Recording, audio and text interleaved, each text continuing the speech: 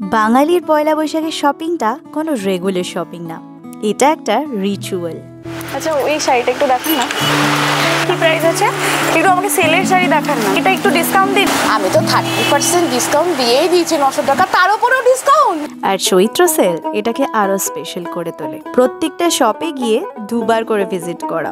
ওই যে আজরাকের মতো যে ব্লাউজটা নিয়ে গেছে ওটা একটু দেখাও। 270 এটা কত? 250 এই ব্ল্যাকটা দেখি, লাস্ট একবার ওখানে একটু দেখে আসি প্লিজ।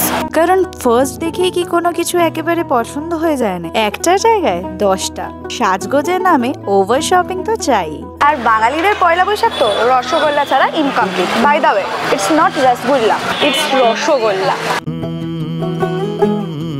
বাঙালিদের কাছে পয়লা বৈশাখ মানে শুধুমাত্র কেনাকাটা নয়, বাঙালিদের কাছে পয়লা বৈশাখ মানে হচ্ছে বার্গেনিং করে কিভাবে জামা কাপড় কেনা যায়, বিকজ ইটস অ্যান আর্ট। পয়লা বৈশাখ মানে তো স্ট্রিট শপিং মাস্ট। তাহলে জামা কাপড় তো অনেক হলো, এবার একটু ঘর সাজানোর জিনিস কিনবো না? পয়লা বৈশাখ মানে দোকানে দোকানে হালখাতা করতে যাওয়া। বলছি ছোট সাইজের গোপালের জামা হবে? দেখান না একটু। আমার তো পয়লা বৈশাখের শপিং কমপ্লিট। তোমরা এবারে পয়লা বৈশাখে কি করছো?